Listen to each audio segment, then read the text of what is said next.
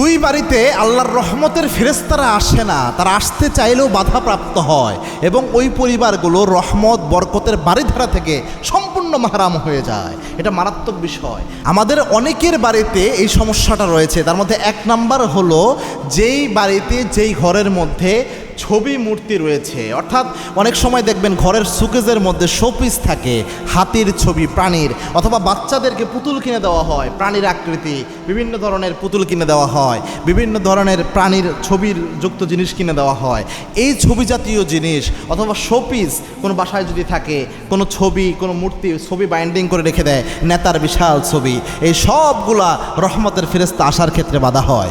এবং আল্লাহর হাবিব সাল্লাল্লাহু আলাইহি ওয়াসাল্লাম জানিয়েছেন যে লা ইয়াদখুলুল মালায়েকা বাইতুন কালবু ফিহি আও সূরা, যেই ঘরের মধ্যে লা ইয়াদখুলুল মালায়েকা বাইতুন ফিহি কালবু আও সূরা, যেই ঘরের মধ্যে ছবি মূর্তি থাকে ওই ঘরের মধ্যে রহমতের ফেরেশতা প্রবেশ করে না।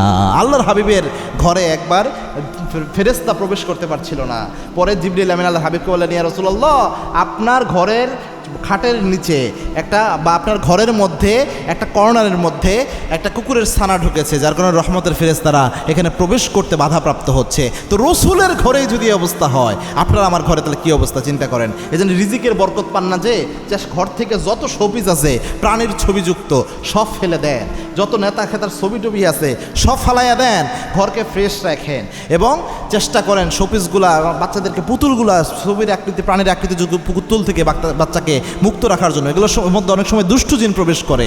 দুই নাম্বার হচ্ছে, যেই ঘরের পরিবেশে অনেক সময় প্রকাশ্যে গুনাহ হয়, অর্থাৎ লাউড স্পিকারে গান বাজায়, যে কোনো মিউজিক, হারাম মিউজিকযুক্ত গান লাউড স্পিকারে বাজাচ্ছে, সিনেমা টিভি ছেড়ে সবাই মিলে সিনেমা দেখে, নাটক দেখে, এরকম প্রকাশিত অপরাধ, অর্থাৎ গুনাহকে গুনাহ মনে করে না যেই পরিবার, এরকম হারামকে একদম নর্মালাইজ করে ফেলেছে, সচরাচর সাধারণভাবে করে ফেলছে, এটা কিন্তু মারাত্মক। আপনি একটা গুনার জিনিস দেখেন বা করেন, এটা গোপনে করেন, আল্লাহর কাছে মাফ চাইলে আল্লাহ মাফ করে দিতে পারে।